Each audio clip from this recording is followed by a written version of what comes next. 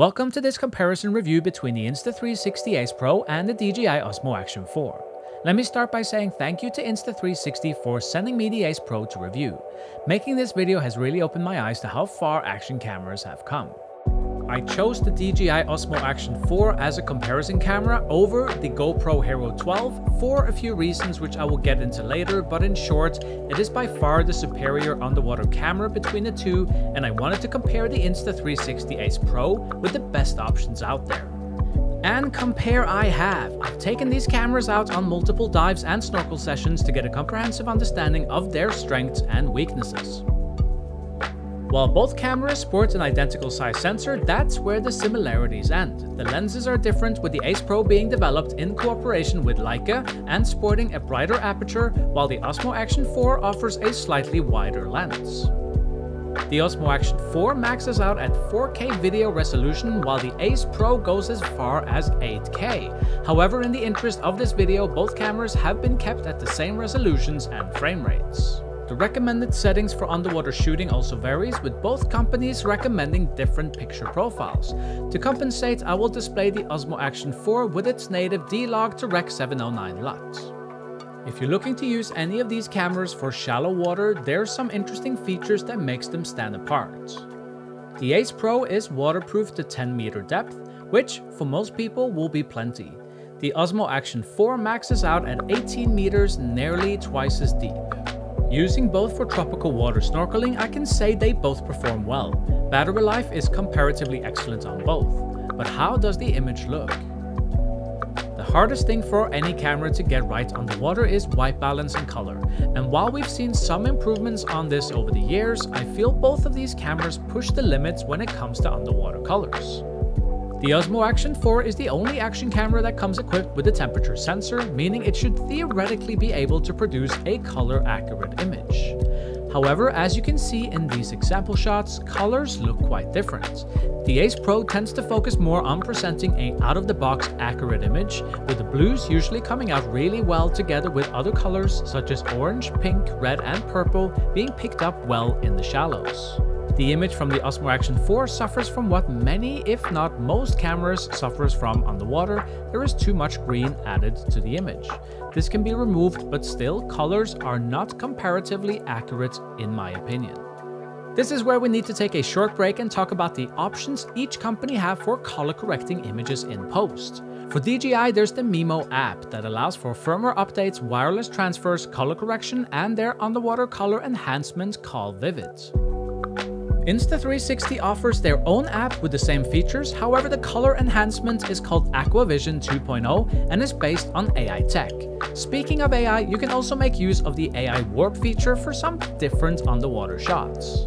If you're someone who mostly edits on your phone or tablet, either of these apps will do a good job as an editor and color grader. The Insta360 app offers some other features I've enjoyed, such as wireless transfers running in the background while I can use other apps. However, if you're like me and wants to edit on your desktop, there is no easy workflow to have your images run through a DJI desktop app, because it does not exist. Insta360 Studio, however, offers you an easy way to run your images through multiple color enhancements on your desktop, then export it on and run it through your favorite video editor. To really test the images, I had to take the cameras out scuba diving at deeper depths. The greatest color challenge for any cameras come when there is less available light at deeper depths, or in other words, early morning dive trip.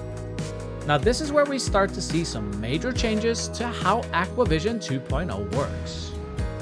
At depth, we start to see the color difference between the cameras more clearly. For the sake of comparison, I ran a few selected images through the DJI Mimo app, exported them into my laptop and checked how the images compared.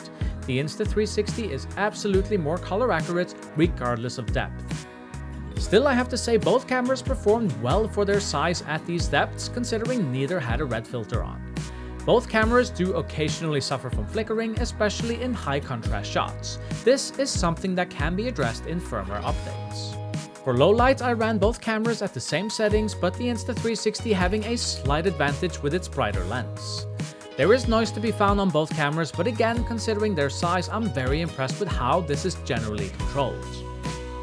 Both cameras come with underwater housings rated to a maximum depth of 60 meters. Both housings perform well under tests with no issues.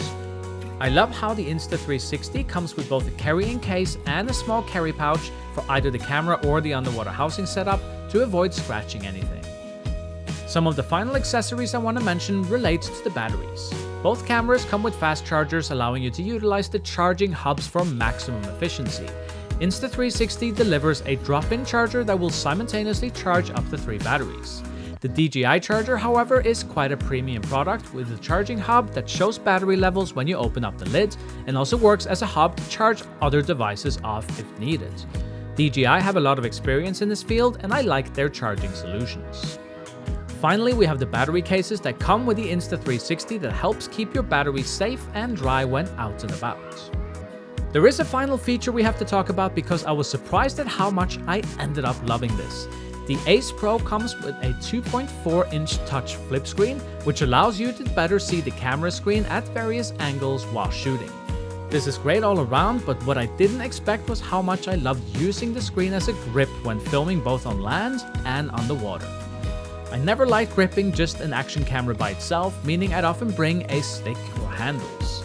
With the Ace Pro, I don't need that. I can just bring the camera with me and shoot with ease. Now, weighing up the pros and cons of both cameras, I've reached a conclusion. Despite its color temperature sensor and impressive depth rate, the image out of the DJI Osmo Action 4 can't really compete with the Insta360 Ace Pro, especially for scuba diving. To me, underwater color accuracy is everything, and I'm happy to say that the Ace Pro excels in this area.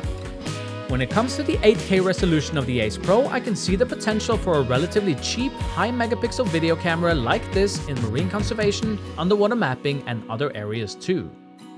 You can purchase the Insta360 Ace Pro through the links in the description. There are some special savings for you as well, so go check that out. Thank you very much for watching. I hope you enjoyed this comparison review, and I'll see you in the next one.